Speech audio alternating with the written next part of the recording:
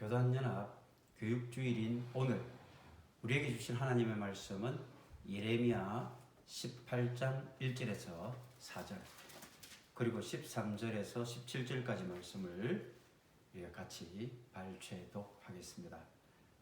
예레미야 18장 1절 다 찾으신 줄 알고 제가 봉독합니다. 여호와께로부터 예레미야에게 임한 말씀에 이르시되 너는 일어나 토기장의 집으로 내려가라. 내가 거기에서 내 말을 내게 들려주리라 하시기로 내가 토기장의 집으로 내려가서 본즉 그가 농로로 일을 하는데 진흙으로 만든 그릇이 토기장의 손에서 터짐에 그가 그것으로 자기 의견에 좋은 대로 다른 그릇을 만들더라.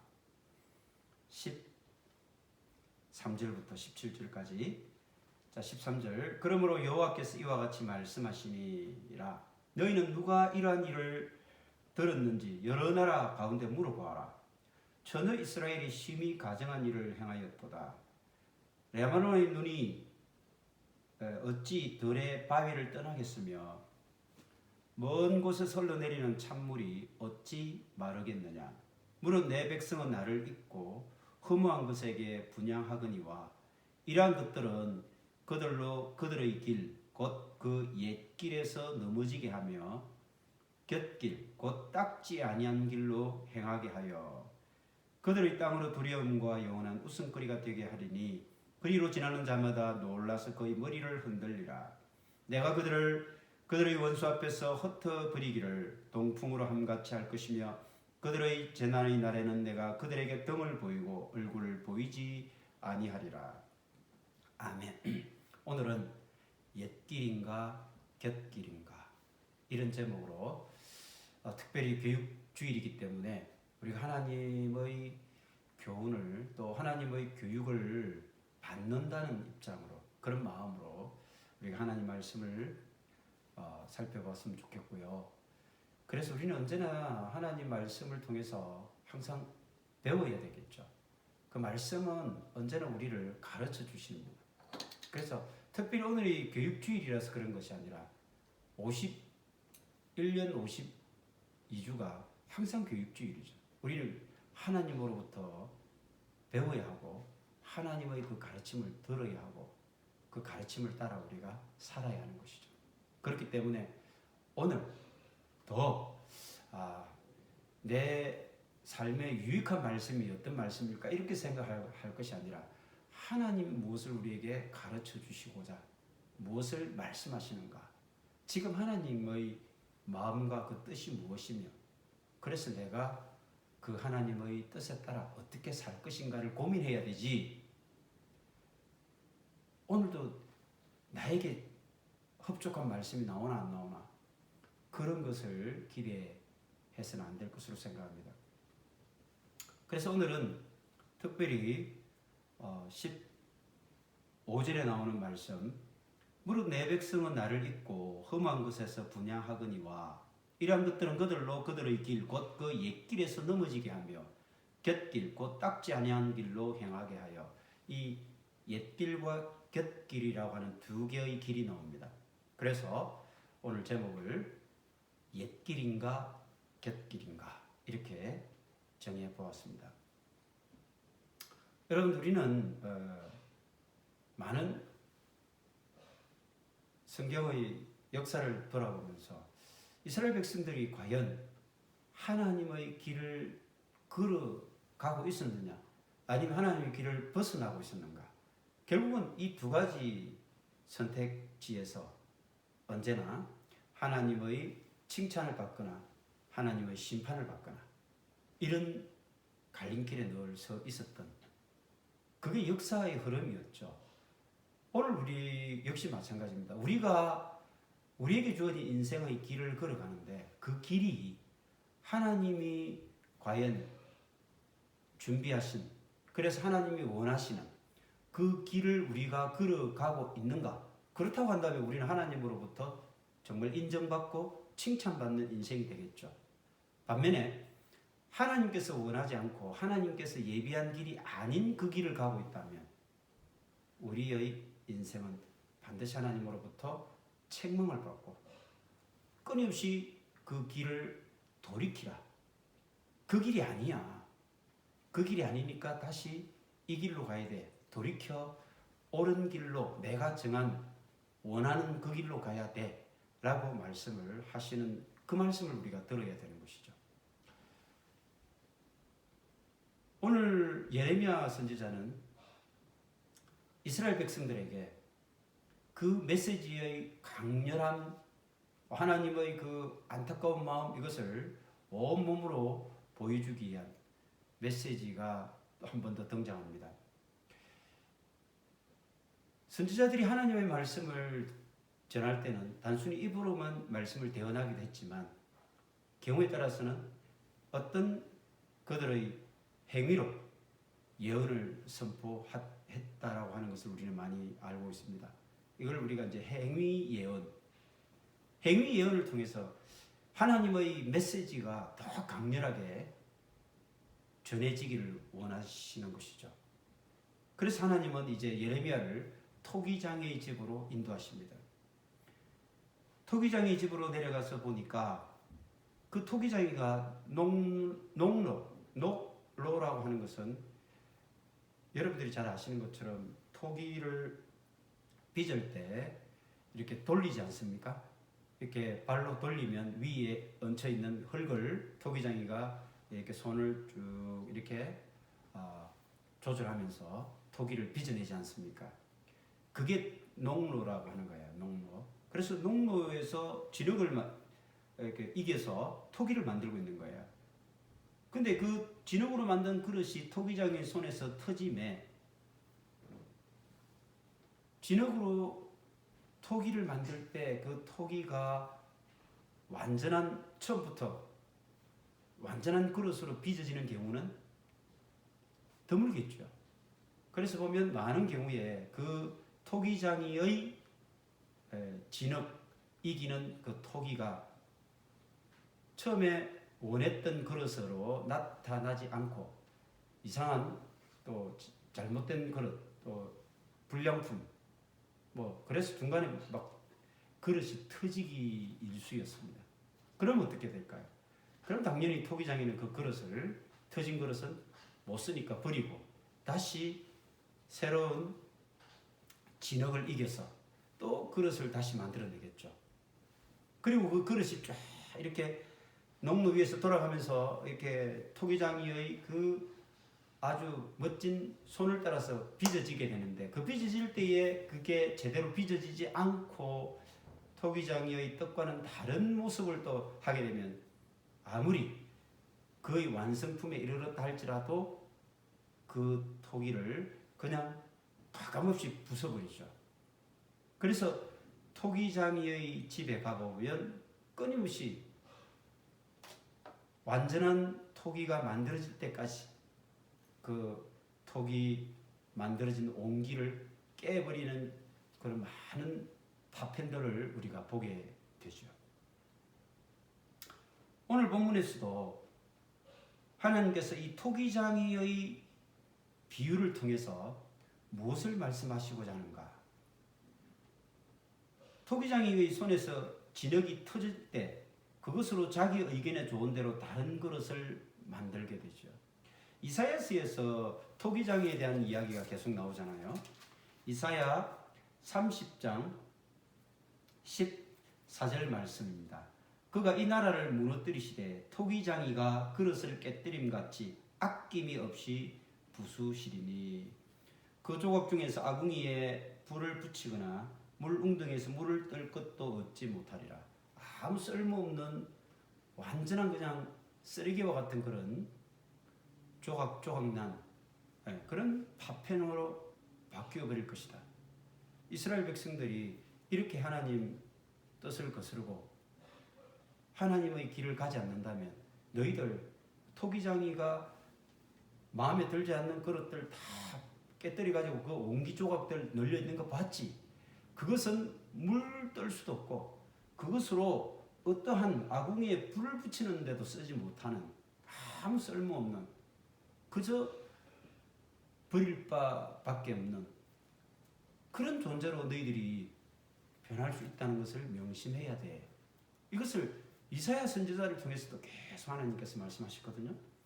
이사야 45장 9절에도 질그릇 조각 중 한 조각 같은 자가 자기를 지으신 이와 더불어 다툴진대 화 있을진저 진흙이 토기장이에게 너는 무엇을 만드느냐 또는 내가 만든 것이 그는 손이 없다 말할 수 있겠느냐. 토기장이에게 진흙이 아니 당신 지금 나 토기를 가지고 뭘 만들려고 하는 거요? 이렇게 물어볼 권한이 있겠습니까? 하나님의 절대 주권에 어느 누구도 이의를 달 수가 없습니다. 하나님께서 이 땅을 창조하신 주인이시고 하나님께서 우리 인생을 창조하신 창조주 되십니다. 그렇기 때문에 창조주인 그분이 그분의 모든 주권에 따라 역사를 이끌어가고 또 그 주권에 의해서 모든 것이 이루어지고 있기 때문에 피조물인 우리가 감히 하나님 지금 뭐하고 계십니까? 왜 나를 당신은 이렇게 해주십시오. 저렇게 만들어주세요. 라고 할 수 있는 권한이 있겠느냐? 그게 이사야의 말씀이에요. 하나님의 절대 주권에 누가 토를 달고 누가 이의를 제기할 수 있겠느냐? 그런 얘기죠. 인생의 생사화복은 오직 하나님의 손아귀에서만 결정될 수 있습니다. 여러분 오늘 뉴스에 들어보면 끊임없이 전쟁의 소식이 들리고 어려운 경제의 소식이 들립니다만 언제나 그 모든 세상의 흉흉한 소문 속에서도 우리가 역사의 주인 되시고 역사의 실질적 수레바퀴를 이끌고 계시는 그분 바로 하나님의 손을 우리가 의지하지 않는 한 우리는 이 불안한 세상 속에서 결코 평안을 찾을 수도 올바른 우리 삶의 방향을 찾을 수도 없을 것입니다. 그런데 우리 인간의 개인적인 생사화복뿐만 아니에요. 하나님께서 주관하시는 것은 한 국가와 민족의 역사도 주관하신다는 것입니다. 7절에 보니까 내가 어느 민족이나 국가를 뽑거나 부수거나 멸하려 할 때에 국가와 민족을 뽑거나 부수거나 멸할 수 있는 분 그것은 오직 하나님 한 분이시라는 것입니다. 그럴 때에 8절 만일 내가 말한 그 민족이 그의 악에서 돌이키면 내가 그에게 내리기로 생각하였던 재앙에 대해서 뜻을 돌이키겠고 악에서 돌이키면 하나님께서는 그 재앙의 뜻을 돌이키신다고 했습니다. 돌이키면 돌이키시겠다고 했어요. 9절에 보니까 내가 어느 민족이나 국가를 건설하거나 심으려 할 때에 만일 그들이 나 보기에 악한 것을 행하여 내 목소리를 청종치 아니하면 내가 그에게 유익하게 하리라고 한 복에 대하여 뜻을 돌이키리라. 그들이 돌이키면 내가 돌이키겠다. 그래서 민족을 뽑거나 부수거나 멸하려고 하는 그 뜻도 하나님께서는 언제라도 돌이키실 수 있다라고 하셨습니다. 반대로 하나님께서는 그 국가와 민족을 건설하거나 심거나 그 국가를 세우려고 그래서 그 민족에게 복을 주려고 계획하셨다 할지라도 그 민족이 자기의 악에서 돌이켜서 하나님 목소리를 청종하지 않고 순종하지 아니한다면 결국 하나님은 그들에게 주려고 했던 그 복을 돌이키시겠다고 했습니다. 결국 우리가 돌이킨다면 하나님도 돌이키신다는 거예요. 그럼 우리가 이리 생각해 볼 수 있죠. 아, 하나님은 정말 변덕쟁이네. 하나님은 이랬다 저랬다 하는 분인가요? 과연 그것을 지금 말씀하고 있는 것입니까? 하나님은 한번 뜻을 정하시면 그 뜻대로 언제라도 행하실 수 있는 분입니다. 다만 무엇 때문입니까? 천년을 하루같이 하루를 천년으로 이렇게 오래 참으시는 하나님. 우리가 하나님의 자녀로 돌아오기를, 하나님의 뜻에 순종해서 하나님의 길을 걸어가기를 언제나 이제나 저제나 하면서 기다리시는 분이에요. 그래서 내가 이것들을 한 번에 멸해 버리리라, 내가 이것들을 한 번에 다 심판해 버리리라 라고 생각을 하셨지만, 그 뜻을 언제라도 우리를 위해서 그 무한한 사랑의 마음을 우리에게 전해주시기 위해 그 뜻을 돌이키실 준비가 되어 있다는 말씀이에요. 그러니까 생각해 보십시오. 토기장이의 이 비유를 통해서 하나님께서는 이 마음을 온전하게 이스라엘과 오늘 살아가는 우리 그리스도인들에게 동일하게 말씀해 주고 있는 것입니다. 4절을 한 번 더 보십시오. 토기장의 손에서 이 진흙이 터졌어요. 그러면 어떻게 될까요? 생각 같아서는 토기장이 에이, 이 진흙이 참 별 질이 안 좋네, 던져버리고 새로운 진흙을 가져와서 다시 또 만들려고 하겠죠. 그런데요, 하나님은 이 터져버린 진흙을 자기 의견에 좋은 대로 다른 그릇으로 만들기를 원하신다는 겁니다. 그러니까 진흙이 말랑말랑하게 토기장의 손에 탁 들어갔을 때는 정말 말랑말랑하고 이렇게 부들부들 부드러워야 되잖아요. 그럼 토기장이가 그 진흙을 이겨서 원하는 대로 그 옹기를 멋진 그릇을 만들 거 아닙니까? 그런데 그 진흙이 어때요? 굉장히 뻣뻣해요. 아주 막 거칠어요. 그게 뭐예요? 이스라엘 백성들이 지금 목이 곧아요. 그래가지고 뻣뻣하게 하나님께 순종하지 않아요. 이런 질 나쁜 진흙이 되어 있다면 토기장이는 그 질 나쁜 진흙으로 아무리 좋은 토기를 만들려고 할지라도 제대로 안 만들어질 거란 말이에요. 그러면 대형장이 토기장이 생각이 뭐예요? 에이, 이 진흙이 못 쓰겠어. 버리고 새로운 진흙을 가져와서 그 토기장이의 입맛에 맞고 취향에 맞는 토기를 만들려고 하지 않겠습니까? 그런데 하나님께서는요, 그런 권한을 분명히 가지신 분이에요. 토기장이가 좋은 그릇, 나쁜 그릇 다 취할 수 있는 거고요. 자기가 원하는 그릇 만들 수 있는 거고요. 토기장이가 생각하는 대로 빚을 수 있는 거예요. 그게 토기장이란 말이에요.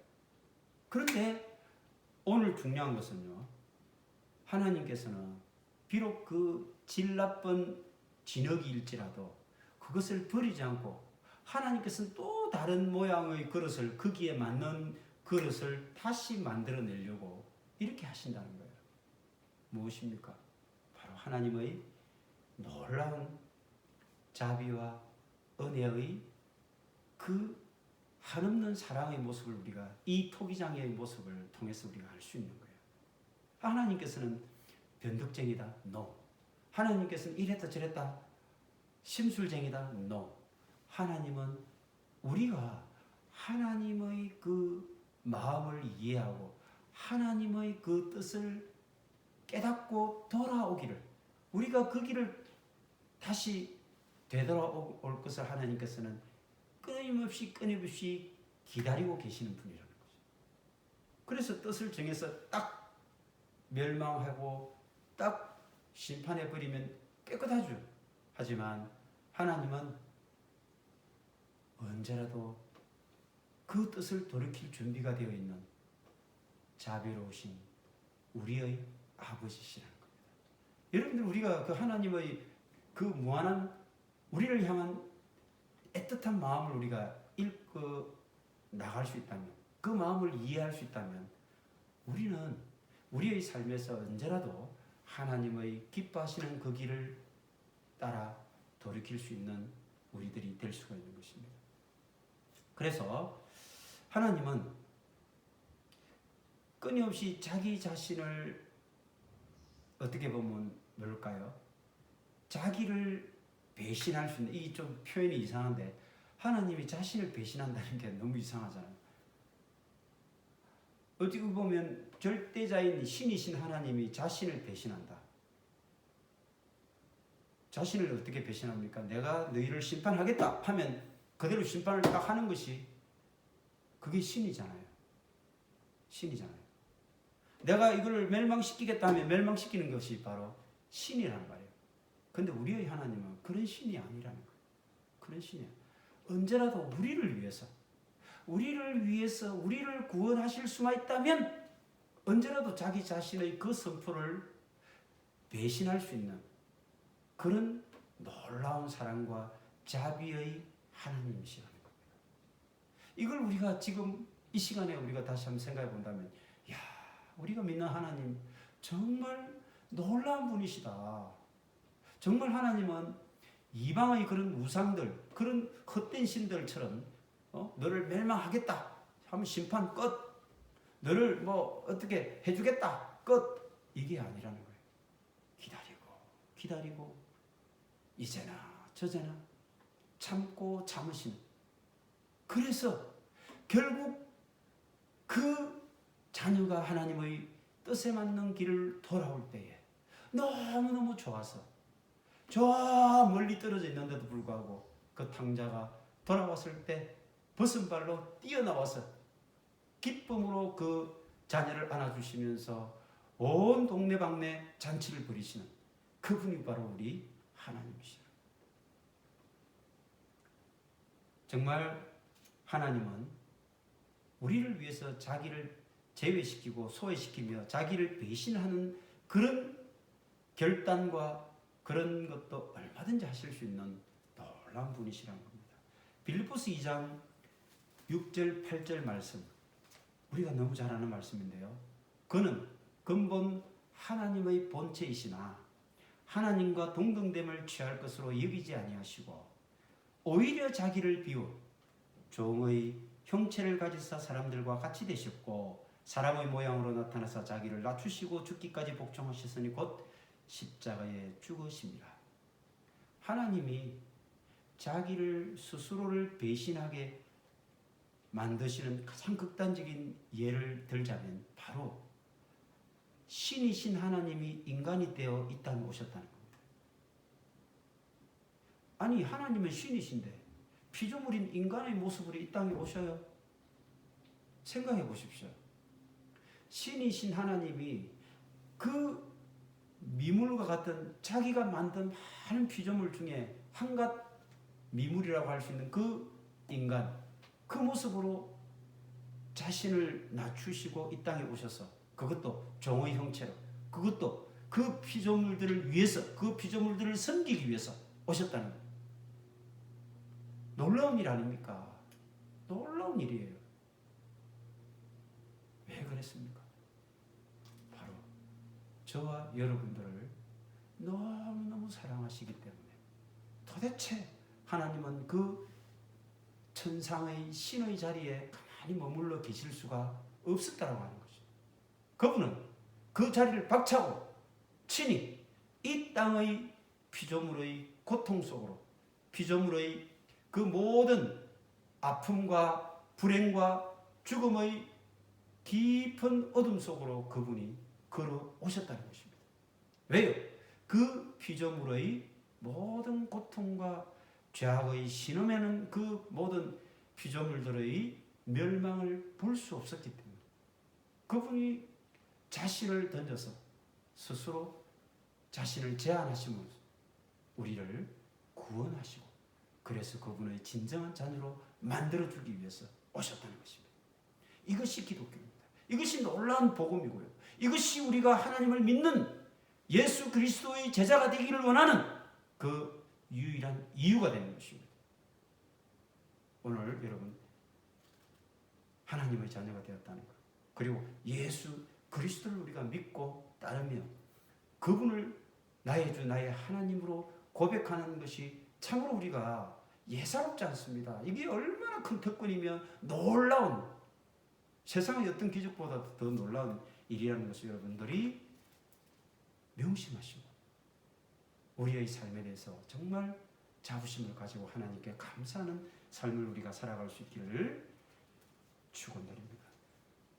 이제 하나님, 그분은 언제라도 그 뜻을 돌이키실 수 있는 분이라 자신을 피조물의 모양으로까지 만들어가면서 그 피조물을 위해서라면 모든 것을 하실 수 있는 분, 그분이 바로 우리 하나님이시다. 그런데 반면에 이스라엘의 그 영적 상태는 지금 어떻습니까? 하나님은 이런 분이신데 이스라엘을 향해서 그렇게 놀라운 계획과 사랑의 마음을 가지고 계신데, 반면에 그 이스라엘은 어떤 상황입니까? 12절 한번 보십시오. 그러나 그들이 말하기를 이는 헛되니 우리는 우리의 계획대로 행하며 우리는 각기 악한 마음이 완악한 대로 행하리라. 세상에 하나님은 언제라도 그렇게 자기를 부인하시면서까지, 자기를 배반하시면서까지 그 언약의 엄중함을 깨뜨리시면서까지 이스라엘을 사랑하고 구원하시기를 원하는데도 이스라엘 백성들은 이는 헛되다, 헛소리야. 우리는 그런데 하나님한테 소망이 없어. 우리는 우리의 계획대로 행하고 악한 마음이 완악한 대로 행하리라. 이렇게 고집을 피우고 이렇게 나쁜 길에서 돌이키지 않겠다고 지금 선언하는 거 아닙니까? 이들이 정말 하나님의 마음을 몰라도 너무 모르는 것이고 하나님의 그 뜻을 정면으로 거스르는, 정말 이거는 폐역하고 배교의 길이 아닐 수가 없는 것입니다. 그러나 여러분, 인생의 시간은 그 주인이 우리가 아닙니다. 여러분, 아무리 돈이 많고 권력이 높고 아무리 이 땅에서 잘 나가는 인생 같이 산다 할지라도 그 인생의 시간에 대한 주인은 결코 우리가 될 수 없습니다. 하나님이십니다. 여러분, 우리 인생이 아무리 까불고 잘난 체도요 순식간입니다.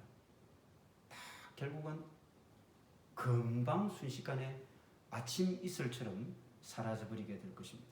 그래서 로마의 왕들은요 옆에 자기 신하를 늘 두고 있는데, 그냥 일반 신하가 아니라 자기에게 뭔가 인생의 조언을 해주는 그런 신하를 항상 두고 있는데요, 그 신하에게 매일 하루에 한 번씩 반복해서 자기에게 얘기를 하게 합니다. 그 얘기가 뭐냐면 메멘토 모리라는 말을 하는 겁니다. 아침에 탁 일어나면 황제한테 가서 그 황제의 신하가 메멘토 모리입니다. 메멘토 모리라고 하는 말은 라틴어로 죽음을 기억하라 이런 겁니다. 죽음을 기억하라. 메멘토. 메모리죠. 모리는 죽음입니다. 그러니까 죽음을 기억하라. 메멘토 모리. 메멘토 모리. 언제나 매일처럼 그 황제가 로마 제국의 황제니까 세상에 두려울 것이 뭐가 있고 세상에 부러울 것이 뭐가 있겠습니까? 그러나 언제나 죽음을 기억하라. 인생은 자기가 주인인 것 같아도 결코 그 인생의 주인은 자신이 아니라는 것. 인생의 주인은 따로 있다는 것. 그래서 신약에서도 어리석은 부자에게 이 바보야, 오늘 밤 내 영혼을 도로 찾는다면 그 모든 재산이 네 것이 되겠느냐. 하나님 그렇게 말씀하시지 않습니까? 이 바보야, 오늘 밤 네 영혼을 도로 찾아간다면 네가 그렇게 아끼고 그렇게 자랑하는 이 모든 재산이 네 것이 되겠느냐. 결국은 우리 인생은 길지 않습니다. 언제나 우리에게 내일을 사실은 기약할 수 없습니다. 하나님의 은혜가 아니면 우리는 당장에 오늘 밤에도 우리 인생은 어떻게 될지 알 수가 없습니다. 길지 않습니다. 메멘토 모리를 기억하십시오. 그런데 이스라엘 백성들은 그 메멘토 모리를 기억하고 있지 못했다는 것입니다. 그래서 마치 자기들이 원하면 모든 것을 할 수 있는 양 이렇게 교만에 빠지고, 그래서 자기들이 고집대로 완악한 대로 바알을 섬기며 아세라를 숭배하며 그래서 온갖 우상의 잡탕에 빠져서 그 길로 달려가고 있다는 것입니다. 좀 더 보십시오.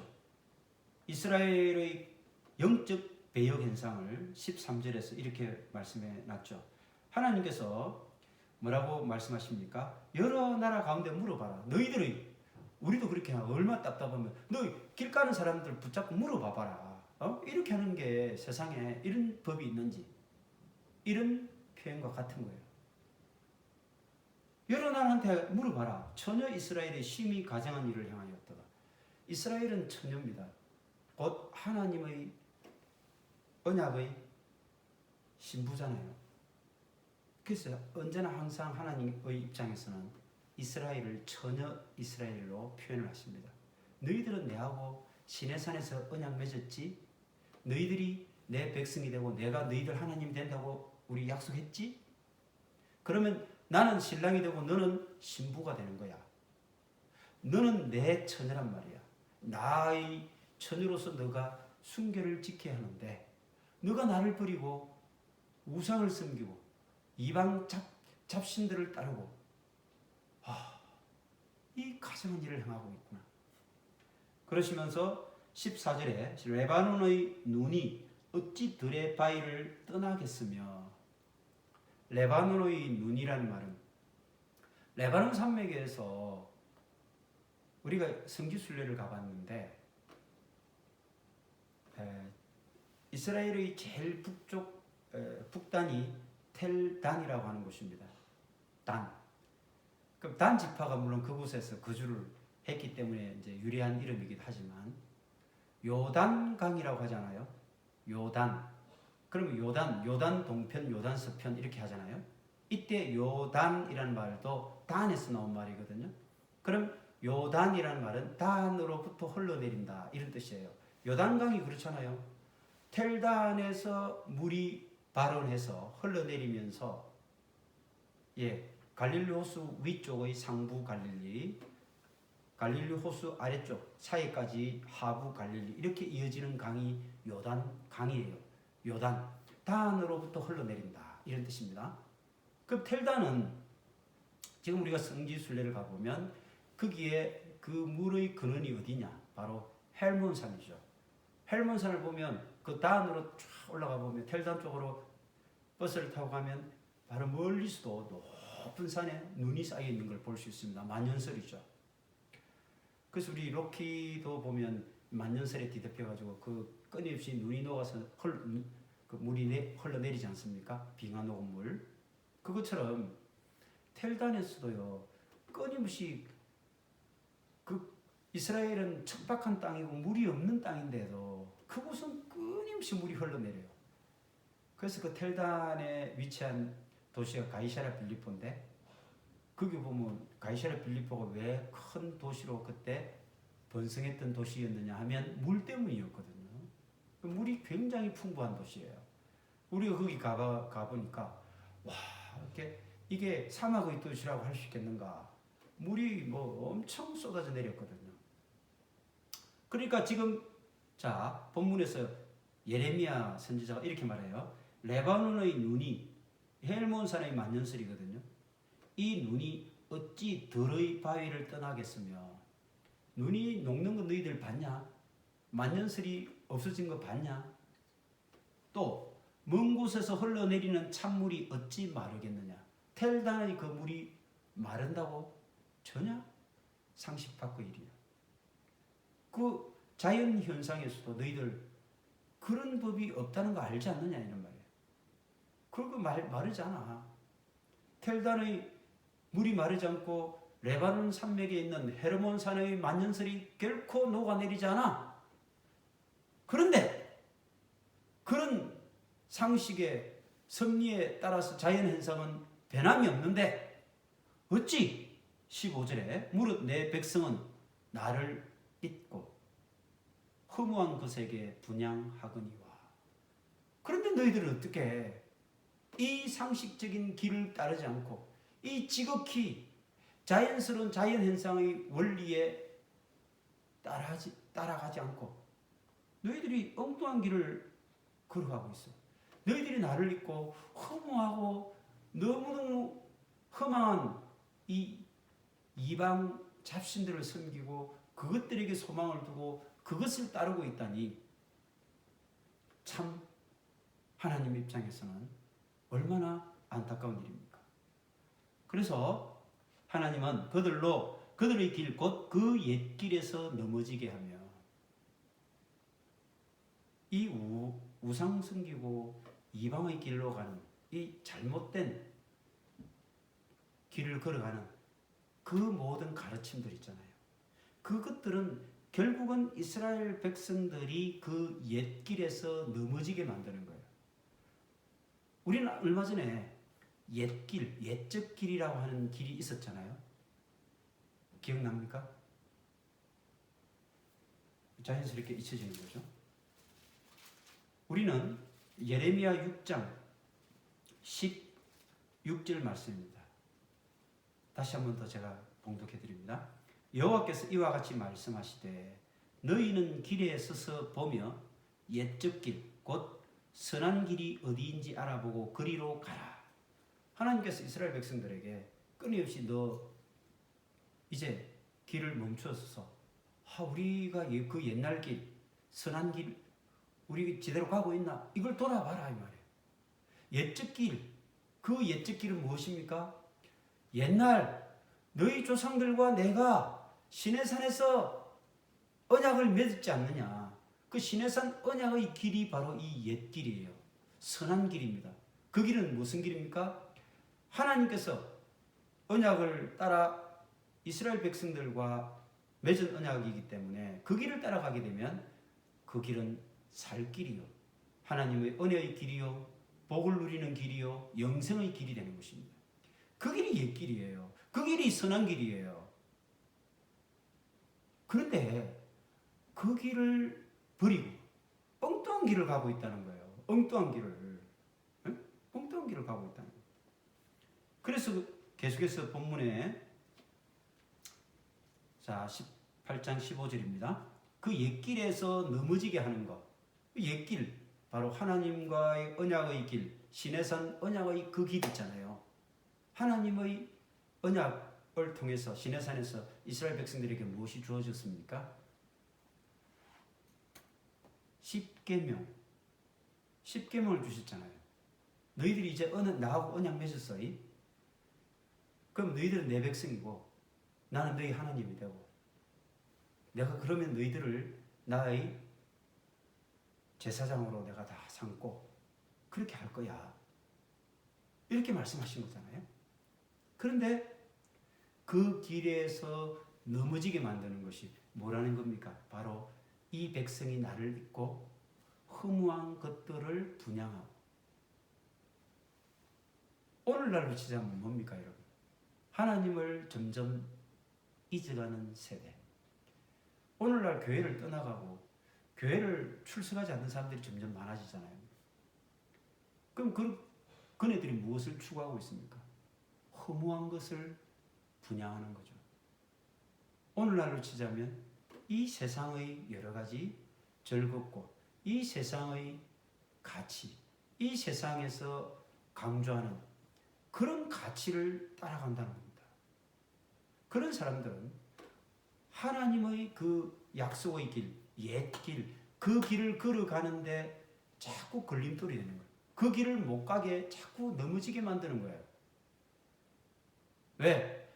세상 약속의 길을 따라가니까, 세상 가치의 길을 따라가니까 하나님의 길인 자꾸 걸림돌이 되는 거예요. 아이 귀찮아. 이거 뭐 이렇게 구속이 되고 나를 자꾸 이렇게 억제고 이렇게만 생각하는 거죠. 곁길 곧 닦지 않은 길로 향하게 하여. 곁길이 나옵니다. 그 길이 바로 뭡니까? 세상의 길입니다. 그래서 우리가 이스라엘 백성들의 지금 현재 이 영적 상태는 하나님이 약속했던 그 옛길을 버리고 그 옛길을 벗어나서 그들이 자신들의 욕망과 욕심과 자기들의 어떤 원하는 바를 충족시키는 곁길로만 자꾸 나아가고 있다는 것입니다. 하나님께서는 지금도 우리가 세상의 가치를 따라 세상에서 즐거움과 행복을 찾고자 하는 이 길이 곁길인데 그 곁길을 자꾸 나와야 돼. 그 옛길, 내가 너희들과 언약을 맺었던 이 시내산에서 언약한 이 길을 너희들 돌아와야 돼. 그 길만이 살 길이야. 그 길이 생명의 길이야. 이렇게 말씀하시는 거예요. 지금 우리는 여러분 어떤 길에 서 있습니까? 혹시 여러분 우리가 이 곁길을 걸어가고 있지는 않을까요?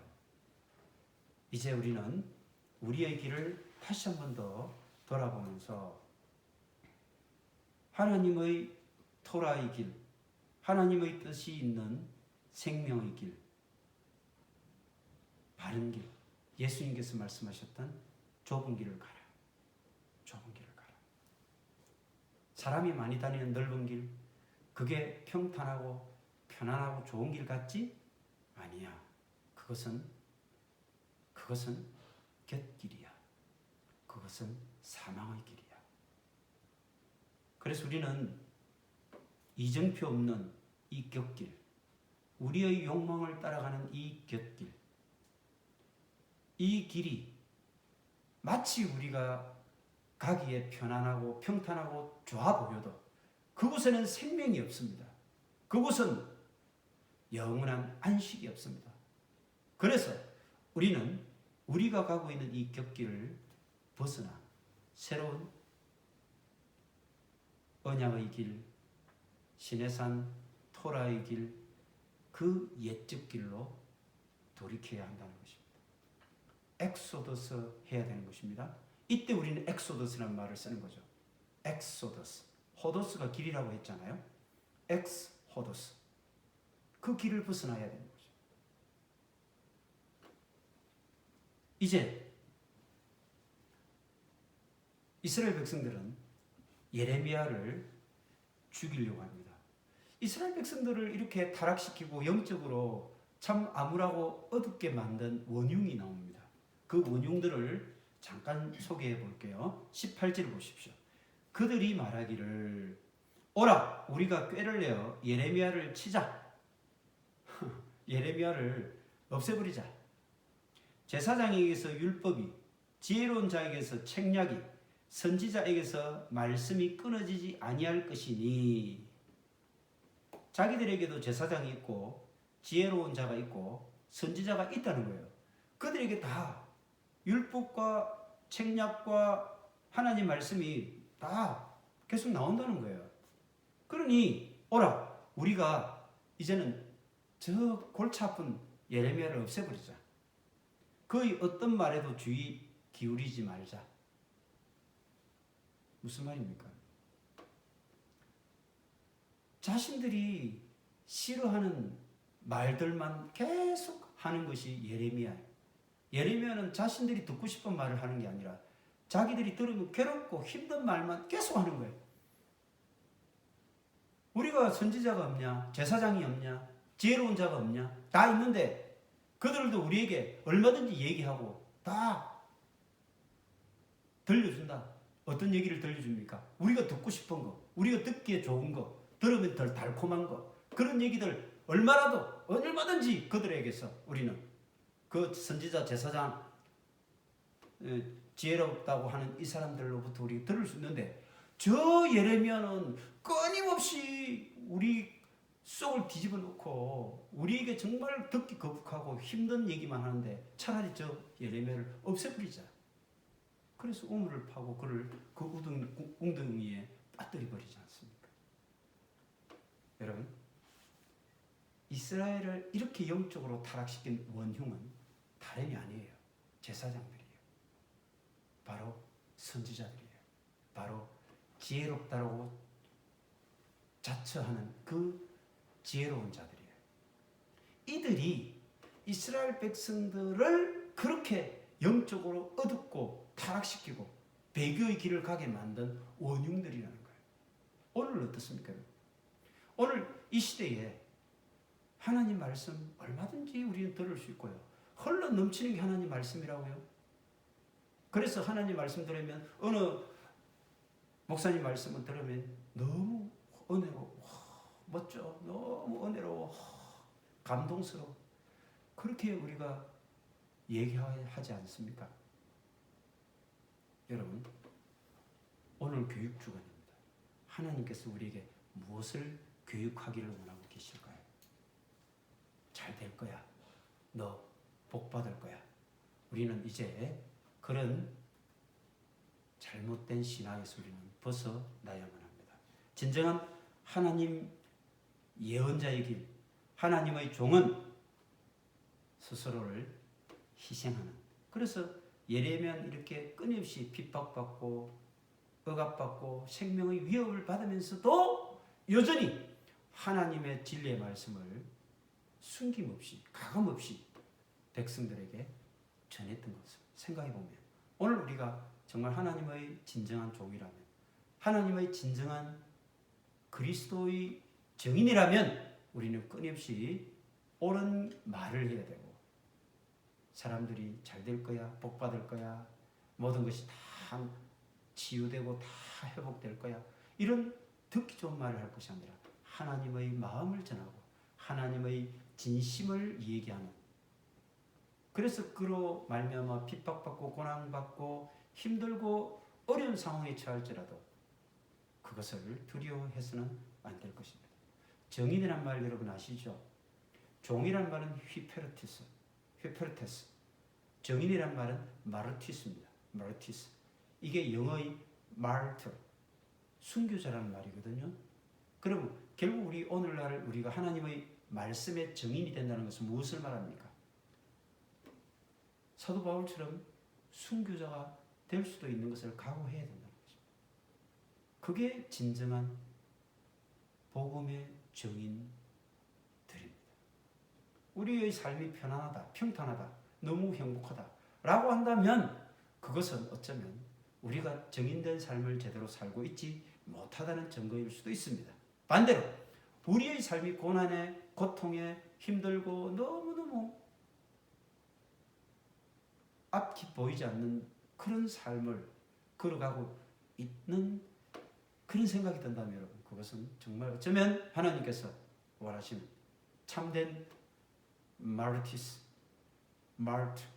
순교자의 길을 걸어가고 있는 것일 수도 있을 것입니다. 이제 우리는 하나님께서 모든 것을 다 아신다는 이 생각을 우리가 마무리하면서 기억했으면 좋겠습니다. 23절 마지막 절입니다. 여호와여, 그들이 나를 죽이려고 하는 계략을 주께서 다 아시오. 하나님은 다 아십니다. 그들 모든 계략 다 알고 계신다. 우리 인생을 다 알고 계시는 거죠. 이때 안다는 것은 앞에서도 우리 계속 말씀했죠. 단순히 그냥 지식적으로 아는 게 아니에요. 경험적으로 아는 것입니다. 야다. 경험을 통해서. 하나님께서는 모든 것을 다 속속들이 다 우리가 경험한 것처럼 다 알고 계신다는 겁니다. 우리의 고난, 우리의 힘드는 그런 모든 처지, 상황, 하나님께서는 다 속속들이 알고 계신다. 그래서 오늘 다윗이 고백한 것처럼 내가 사망의 엄침한 골짜기를 지날지라도 내가 그 모든 고난과 해받는 것을 두려워하지 않는 이유가 무엇입니까? He is with me. 그가 나와 함께 계실 것을 내가 믿기 때문에, 하나님이 그곳에서 언제나 나와 함께 계심을 우리가 믿기 때문에 그것이 바로 우리 삶의 소망이며 우리의 삶의 모든 그런 위로가 되는 것입니다.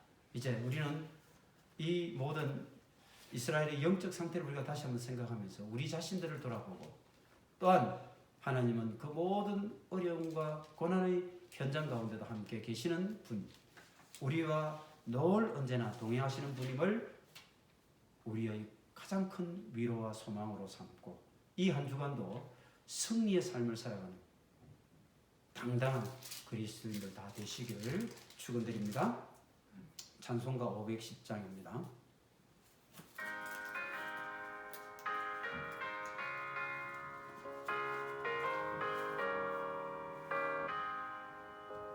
하나님의 진리 등대 길이 길이 빛나니 우리들도 등대되어 주의 사랑 비추세 우리 작은 불을 켜서 험한 바다 비추세 물에 빠져 헤매느니 건져내어 살리세 3절입니다.